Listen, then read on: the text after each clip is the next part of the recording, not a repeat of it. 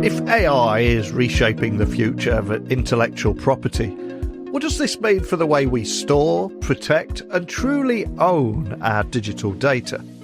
Well, my guest today comes from StorX Network, and they are an open source, decentralized cloud storage platform that is tackling the growing tension between privacy, data sovereignty, and scale in a data-driven world. And following a recent episode where we explored AI-generated influencers and copyright with Alex Watt, I was contacted by StorX because they saw striking parallels between the challenges facing digital IP and those shaping the next-gen data storage. And they have a point, because just as AI is forcing us to rethink ownership and originality, StorX is tackling a radical approach to how and where we store our most sensitive files. Encrypting, fragmenting and globally distributing data in a way that puts users firmly in control. So, how does this decentralized model, how does that compare to traditional cloud providers? And can we truly achieve digital sovereignty in an age of surveillance capitalism and centralized data powerhouses? And what role will open source censorship resistant architecture play in a vision like this? Sadly, I cannot give you all those answers, but I'm hopeful my guest today can. So it's time for me to officially introduce him to you now.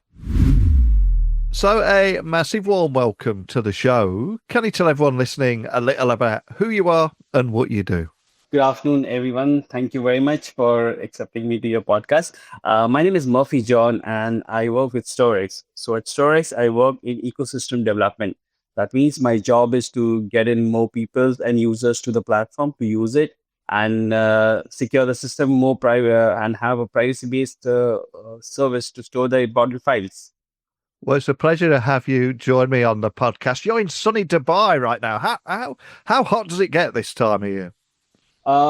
It's little bit pleasant. Okay, for us, we have a different definition of pleasant. Pleasant means 24 to 30 year for us in Dubai. So and it's a little bit the summer still approaching. So it gets really really very hot when we are in like July, August. Wow. And I've got to ask, I mean, looking at you and your story here, what inspired the creation of the StorX network, and how does this decentralized model address the growing concerns around data sovereignty and digital surveillance? Because as the world becomes more fragmented and there's a lot of so many different problems out there at the moment, I would imagine that this is rising to the top of the list for many organizations and where their data is stored, etc. But what's the story behind it? What inspired the creation here? Yeah, so that was a very really interesting story. So I've been working. The main idea comes from our founder, Mr. Hiren Barot. He's the one who conceptualized the whole idea. So it started with the very thought. He was into the web infrastructure industry for more than 20 years. And he was in the business of managing various things for clients all over the world. And the very fact that internet started and cloud storage started for storage, it began to be misused by a lot of people in the industry. And there was a lot of abuse that was happening across the data. So you frequently heard that the data was being attacked by various viruses, ransomware infection. Then, of course, there was issues like Cambridge, which we are all aware of how the data was abused. And he started looking in for an option which could really be very secure way of hosting the file, very secure way that the data remains really private, and nobody should be able to get a hands on users' data. And that's when he started designing this, looking forward for them. And what happened was towards the end of 2017, 2018, there was a mass adoption and people were started accepting blockchain as a main focus of the business. So what happened was blockchain was being adopted by businesses, enterprises, as well as users. And that's when we found that there was a real mechanism, because what happens is decentralized storage works on basically a community based project. So where you need to have a lot of community members who come and bring together the data, the storage services to the platform. And this storage platform needs to be incentivized so that the people are always incentivized to keep the node up and running up to the quality prospects which is required. So when blockchain went into main focus, and when crypto was started being accepting, that's when this movement started gaining a lot of traction, and people were not having any options till the time this decentralized way was informed to them. And then slowly they found that there is a way to come out of the traditional way of storage. They, when the cloud market was only dominated by a few service providers, and they were like putting in their own terms, putting in the old conditions, it became basically a seller's market, which was not very good for developers and users. So that's how we started working onto this project, and it slowly started gaining traction. And that's how around 2021 we had this program design and we launched this project. And if we were to take a look under the hood at the tech that makes all this possible, can you tell me a little bit more about how StorX encrypts, fragments, and distributes data, and why this architecture is fundamentally more secure than, let's say, traditional cloud storage, where many people listening, that's where they'll be having their data stored? Tell me a little bit more about that. So it all started with basically redesigning the way in which conceptually how the data is stored with the traditional providers. So if you look at if we look at the development of cloud storage business, started around 15, 20 years back, people started migrating from their in premises to the cloud services. And there was a general acceptance among all the businesses, enterprises, which started keeping in their data. But the way the basic way, the fundamental way in which the data was stored is still the same. So there's no development that has happened, or there's no development by default where the users has the option. So whenever you use any traditional storage provider to store your data, they just take your data and put it as a file, as a single file in a single location. Obviously, I'm talking about a basic storage plan with which is available with major of the service providers. And with this, all the people think that the cloud service providers would, the traditional cloud service storage provider would take care of their security, redundancy, everything. But that generally doesn't happen. So what happened with what this decentralized cloud storage option, we started redefining the way in how the data is stored across all the premises. So what happened is, whenever somebody user is using StorX to store the data, what we do is in the user's device itself, we will lock the file with his own encryption keys or private keys. Then the encrypted file is transferred to the platform, where it is broken down to the small chunks, and these chunks are later replicated, and then we have a distribution of 2500 nodes which are spread worldwide. So we distribute this small chunk of data across all the nodes. So what happens is, evidently because of the architecture, your data remains really very private, because you need the encryption keys to open the file. And because these files are encrypted, replicated, and fragmented, nobody can ever access your data. So if somebody is able to compromise on any of the node and get in the data, it would be just for certain fragments of data which would be encrypted, which would not make any sense, because this data would be located, the complete file would be located as small fragment of data across hundreds of nodes which are spread worldwide. So it becomes nearly impossible for anyone to hack into this kind of data and retrieve it. And because what happens is, we are keeping these files replication across multiple geo-redundant locations. Even if one of the nodes or one of the service providers goes down, your data would still be located at multiple other nodes which are spread worldwide. So because of this, we are able to offer you a very high level of resiliency, security, and privacy. Nobody, including we as a platform provider or any storage provider, can ever access or snoop into your data, because, as I said, this would be, if anybody is able to find an access to the storage provider, it would be just a small fragment of encrypted data.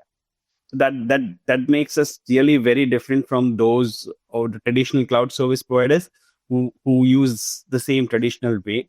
And by the way, all these security features come to you in one cost. So when you choose StorX to store your data, you just pay as one cost, and we're going to take care of entire thing. So vis-a-vis, if you go to any traditional service providers, you would have to pay for security, encryption, data to be located across 2 or 3 different zones, and it is all things makes it almost like 2 or 3x expensive compared to the normal packages that they have. And with most people listening having an increased awareness around ransomware, cyber threats, all these stories on their news feeds, and even censorship from governments is becoming a hot topic right now. So, how are you at StorX positioned to offer your users a more truly trustless and even censorship resistant solution? Tell me more about that. So that's exactly the way the architecture has been defined for storage. So the way, as I told you, whenever somebody is uploading a file to storage, the first the at the user's device itself, it gets locked with user's own private keys, and this encrypted file is then migrated to the platform where it is broken down into small chunks, replicated, and then fragmented all over the world. So what happens is, because of this unique way in which the data is stored, it becomes resilient to anything like a virus infection, ransomware infection, or censorship or threats. Because what happens is, nobody except you can decrypt your data. We need the private keys which is located on the user's device to decrypt the data and use it finally. So that resides only exclusively with the users. So that's how it becomes really very secure and private. And this is really very required in this terms, because there are multiple threats which happens to your data. It's like it there are geopolitical risks which are happening between the countries, the tensions which are happening. So you become vulnerable to a lot of censorship, or you become prone to a lot of snooping by multiple organizations around the world. So this is the right way to store it, and this is the unique way in how you can ensure that your data is really very safe and secure.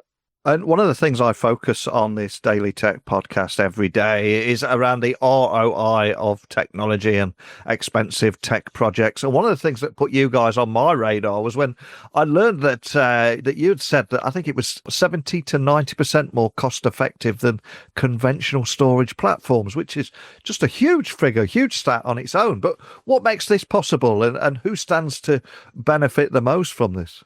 So as I told you, we have a unique architecture in how we are securing the file. So what happens is, if you compare our services to the services of the traditional service providers incur a huge cost in setting up the data center, managing the infrastructure, providing the services to the end users. Vis-a-vis, what happens is, in our case, we are just like an Uber or an Airbnb.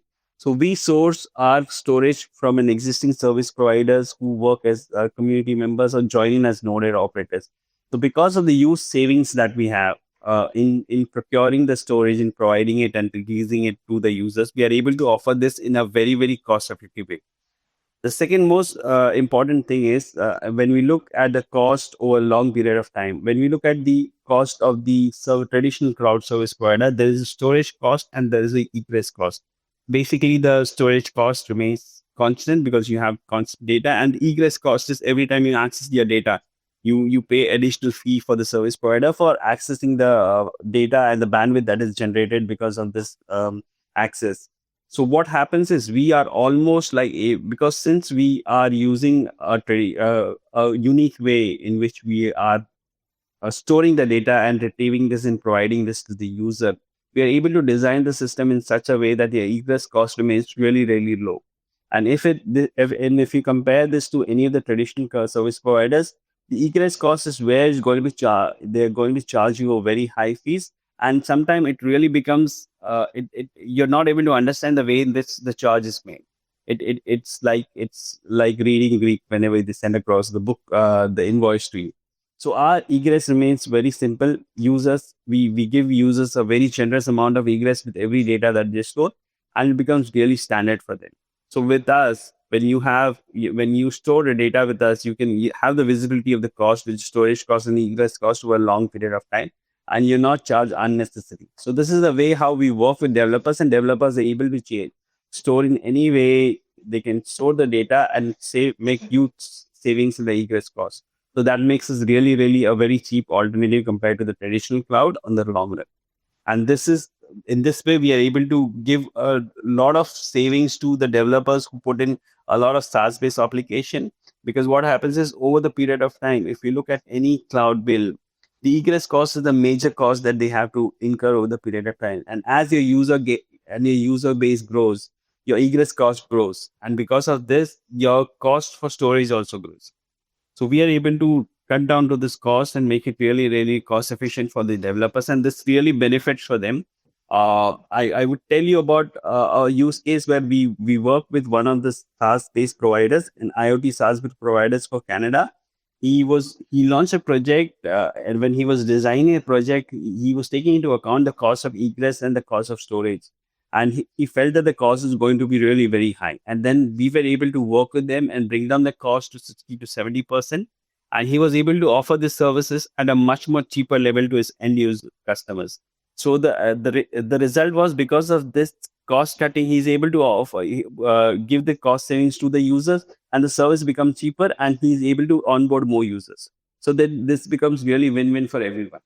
So I'm curious, as the world increasingly moves towards this AI and hyper-connected ecosystems around, what role does decentralized cloud infrastructure play in securing personal and enterprise data? Because we hear a lot around AI and hyper-connected ecosystems, but less around the decentralized cloud. So tell me more about that. So the major, I would tell you about the centralized service providers. The centralized service providers started gaining traction for more than 15, 17 years prior. And they have taken almost 15 to 17 to 18 years to cover this point of time. But as we look at this new way of accessing the data using decentralized way, it's like very, very recent development. So you'll not hear about it a lot. So that's one of the things. The second thing is, when you keep your data in with traditional service providers, this is like an unencrypted data, and lying is a single file and single location. So what happens is, your data can be read by anybody. Your data can be read by AI agents or anything. That makes your data really vulnerable to all this kind of technologies like AI. But whereas what we do is, whenever you're using our platform to store your data never resides as single data. It's always encrypted and fragmented. It's encrypted, fragmented, and distributed. So what happens is, you cannot run any kind of analysis on the data that is stored with us. So this gives you a very high level of privacy and security and confidence to store your data, because the architecture is designed in such a way that you cannot run any analysis on any data that is stored with us. So that gives you really a very high amount of privacy, and that's guaranteed by the platform, by the architecture itself, rather than being guaranteed by a third party, which says that I'm going to keep your data in one location and I'm not going to be run by any of the AI engines or anything like that. So that's really one of the points, or one of the most selling point that people come to us. Like, your data remains secure and always accessible to everyone, but it can be accessed only by you, not by any other service providers. And how do you see StorX continuing to evolve, especially in relation to global privacy regulations and a broader push for user-controlled digital ecosystems? There seem to be some big trends evolving here in front of us. So how are you going to continue to evolve with those trends too? So we are able to offer a very high level of security and privacy to all the users. We've been in development with for a long time right now. So what we do is, right now we're coming with a lot of integrations. Every month we come up with a new integration. Every 1 month, every single week we are out with a new integration. So what we are able to offer is, we are able to offer users a very high level of security and storage, and a very high level of integration. Like, we have integrations with more than 50 tools which users can use and store their data, backup their data very securely. So that really makes us really, really very secure. And we keep bringing up this integrations, new kind of tools which users can use in and store their data. So the storage is guaranteed by the platform, but we have a lot of integration that comes in. Like, I'll tell you about a recent development that we have. We have almost integrated uh, tools like DeepSeek and ChatGPT. Users can send in their data from storage to ChatGPT. So that gives them really very powerful way to store their data over a long period of time. And if we look further into the future, I've got to ask, what excites you most about the future of distributed technologies, and what can users expect next from the StorX roadmap? Anything you can share around that? I suspect you might be locked down as to what you can share, but if there is anyone from your community listening, what can they be expecting next? So there's a lot of exciting developments that are going to happen. We're going to keep upgrading our systems. We're going to keep upgrading. We're going to offer a new set of services. We will integrate with a lot of third parties for users to secure their data in unique way.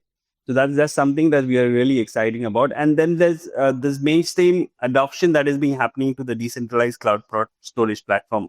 So what happens is we see a lot of enterprise coming forward to try out decentralized cloud storage system in a way that is useful for them, and that's one of the growing trends. So we are working with a lot of traditional companies who are excited to store the data, and we are working with a lot of backup tools and unique ways in which users can ensure to store the data with high level of privacy and security.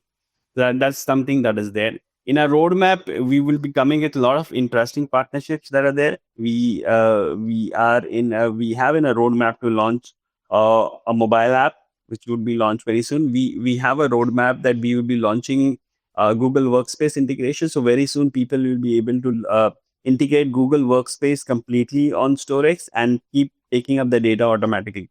So that's something that we are really excited about, and we are working with a lot of other productivity tools which people can securely store their data, back up their data automatically using tools and combinations of various tools and services. So that means that you don't have to worry about your data, and because of this unique way in which the data is stored, you're ensured data is really secure, private, and remains accessible for you on long period of time. So that's something really interesting. Well, thank you so much for sitting down and talking about the origin story of StorX and where you're heading in the future. I wish you the best of luck on this journey. And before I let you go, we have a tradition on this podcast. I always ask my guests to add a book or that they would recommend to people listening or mean something to them. So all I'm going to ask before I let you go is, what book would you like to add to our wish list and why? I think the best book I have read about is the Reid Hoffman's book of Blitzscaling. That's the best book that people can add in if you're looking for getting some really cool ways in how you can grow the business. That's been my favorite book that I always refer to, and I keep reading it again and again. So it's really one thing that people should add into their listing of books that they should read in. Awesome. Well, I'll get that added straight to our wish list. And for everyone listening, wanting to find out a little bit more information about StorX, we talked a little about it today, but there's so much more that we haven't had time to cover. So anyone wanting to join your community, find more information, contact your team, where would you like to point everyone? So you could come to our website, which is storx.tech. It's storx.tech.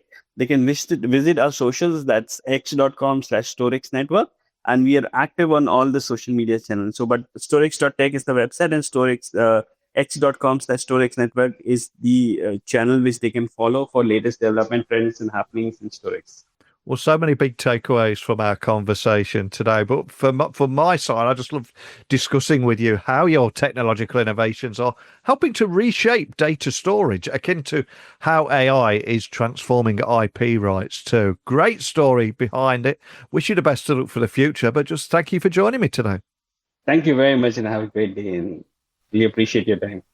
So from encrypting and fragmenting your files to distributing them across a trustless global network, StorX isn't just offering another Dropbox alternative, it's actually challenging the very foundation of how we think about data ownership in the cloud era. And I think, as we discussed today, whether you are worried about ransomware, vendor lock-in, creeping erosion of digital privacy, or so many other of the big topics that we discussed today, I think there is a growing appetite for solutions that prioritise transparency, security and control of our data. And much like the AI copyright debate that inspired today's conversation, I think it's not just about the technology. It's more about who gets to decide what's fair, what's safe and what's sovereign in the digital world. And as this is something that impacts each and every one of us, what do you think? Would you trust your data to a decentralized network? Could this model become the norm rather than the exception? As always, love to hear your thoughts. techblogwriter@outlook.com, X, LinkedIn, Instagram, just at Neil C. Hughes. So a big thank you to today's guest for joining me and certainly having me thinking a little bit differently about storage. But let me know your thoughts. And next time you open your podcast feed, hit refresh and I'll be there waiting for you with another guest. Speak with you all then. Bye for now.